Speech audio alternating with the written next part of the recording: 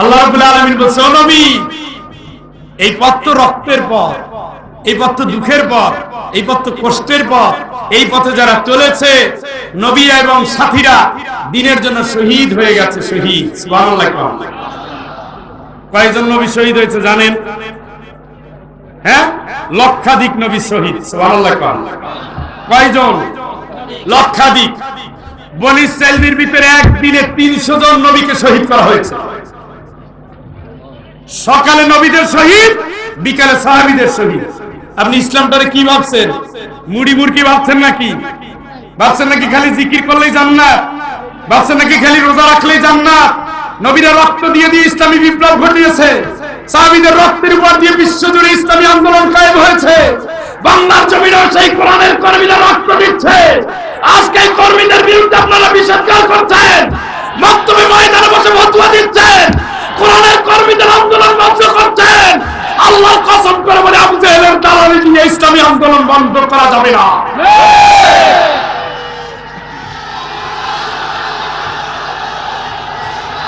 পানি দেন, পানি পানি।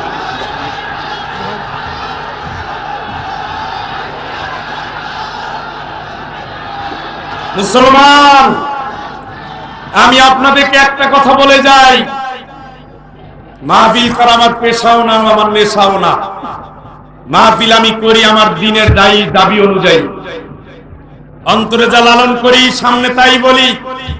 বাংলাদেশের ছোটখাটো মাজার পূজারী কিছু কিছু খাস দরবারের ফতোয়ায় আপনারা বিভ্রান্ত হবেন না।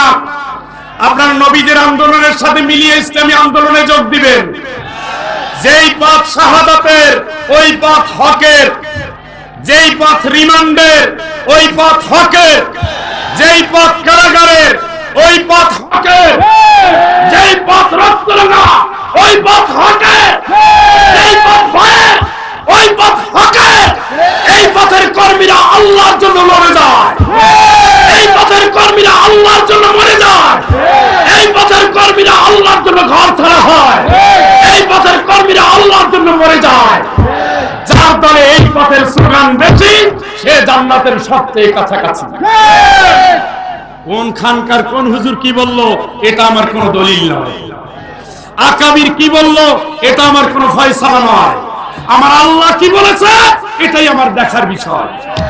আল্লাহ বলেছে, ওয়ালা নাবলুওয়ান্নাকুম বিশাইইন মিনাল খাউফি ওয়াল জু'। অবশ্যই আমি আল্লাহ তোদের ভয় দিয়ে পরীক্ষা করব। এখনো বলেন, বিশ্বজুড়ে মুসলমানদের ভয় আছে না নাই? সারা পৃথিবীতে মুসলমান আছে। ফিলিস্তিনের দিকে তাকান, ওই 2-4টা খুচরা মুসলমান যারা হামাসের সাথে যুক্ত আছে, জান বাজি রেখে এখন ইসরায়েলের বিরুদ্ধে লড়ে যায়। ঠিক কিনা বলেন? আপনি মিশরের দিকে তাকিয়ে দেখেন, ইখওয়ানুল মুসলিমিনের কয়েকজন গুটি কয়েক কর্মী, যাদের সামর্থ্য অনেক নাই কিন্তু ইমানের জোর আছে, সেই জামাল নাসের থেকে শুরু করে বিরোধিতা করে করে কোরআনের দিন কায়েমের জন্য তারা সফল ছিল। ঠিক কিনা? এদেরকে টেনে ধরার জন্য কত ফতোয়া, কত রকমের ঘটনা।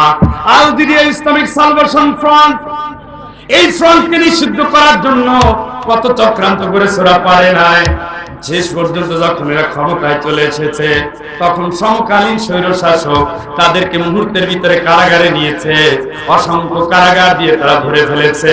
আমার দ্বীনের মুজাহিদ ভাইদের বরফের উপরে রেখে রেখে হত্যা করা হয়েছে, নিষ্ঠুরভাবে নির্যাতন করে করে হত্যা করা হয়েছে। তারপরেও এইটাই হকের পথ। হকের পথ কোনদিন রক্তকে আলাদা করে দেখে না। ঠিক কিনা? আল্লাহ রাব্বুল আলামিন বলেন, অবশ্যই আমি পরীক্ষা করব বিশাইইন মিনাল খাউফি ওয়াল জু'। তোর জীবন ভর ক্ষুধা ছিল না, ইসলামের কারণে এখন আর ক্ষুধা তোরে ছাড়ে না। আগে 10 ধরনের তরকারি খেয়েছ, ইসলামের পথে চলার কারণে এখন আর তরকারি তো দূরের কথা। কোন বাড়িতে তুমি ভাত খাওয়া, কোন বাড়িতে রাত কাটাবে, তার কোনো গ্যারান্টি নাই। কোন জায়গায় তুমি কি খাবে, তার কোনো নিশ্চয়তা নাই। বউর হাতের খাবার কত বছর খাওয়া নাই, তার কোনো নিশ্চয়তা নাই। মেয়ের বাড়িতে গিয়ে কত বছর খাওয়া নাই, তার কোনো নিশ্চয়তা নাই। কিন্তু তোমাকে পেয়ে বলবে, শুধু ইসলামের জন্য পেয়ে বলবে। মা হযরত আয়েশা রাদিয়াল্লাহু তাআলা আনহা বলেন, আমাদের ঘরে মাসের পরে মাস চুলায় আগুন জ্বলে নাই। দুটো কালো জিনিস আমাদের প্রিয় ছিল, একটা ছিল পানি আর একটা ছিল খেজুর। এইগুলো খেয়ে খেয়ে আমাদের মাসের পরে মাস কেটেছে। এটা হলো ইসলামী আন্দোলনের নেতা, বিশ্বজাহানের নেতা, কিয়ামতের নেতা, নবীদের নেতা মুহাম্মদুর রাসূলুল্লাহ। তার পরিবারের কথা মা আয়েশা রাদিয়াল্লাহু তাআলা আনহা বলেন, মক্কা থেকে মদিনা আসার পর আমাদের এত ক্ষুধা ছিল, এত না খেয়ে খেয়ে আমি শুকিয়ে গিয়েছিলাম। ইসলাম হলো সেই কষ্টের নাম। দুধ ভরা পাত্রে নিয়ে, সোনার চামচ মুখে নিয়ে এই পথে লড়ে থাকা যায় না, টিকে থাকা যায় না। যারাই টিকতে হবে, কঠিন অবস্থার মুখোমুখি তাদের হতে হবে। আমার আল্লাহ রাব্বুল আলামিন বলেন, এইভাবে আমি পরীক্ষা করব। এক নম্বর পরীক্ষা করব তোমাদের। প্রথম পরীক্ষাটা হবে আমি আল্লাহ তোমাদের কষ্ট দেব, ভয়ের কষ্ট। দ্বিতীয় পরীক্ষা দেব আমি তোমাদের ক্ষুধার কষ্ট। তৃতীয় হলো ونقص من الأموال والأنفس والثمرات وبشر الصابرين। তোমার ব্যবসা, চাকরি, ধানের ক্ষেত, ফসল পরে থাকবে, তোলার লোক নাই। তুমি তো লাল দালানে, ফসল উঠছে দেখার নাই, দোকান তালা মারা, চাকরি শেষ, শুধু ইসলামের জন্য। কিসের জন্য? কথা আছে জনগণের মুখে, কিসের জন্য? যদি বলেন এই অবস্থা যদি আরো কারো প্রতি হয়, এই সময়ে যদি কারো জীবনে এই অবস্থা নেমে আসে, বুঝতে হবে নবী পরীক্ষায় পরীক্ষিত ছিলেন, সাহাবীরা এই পরীক্ষায় পরীক্ষা দিয়েছেন, তারাও পাস।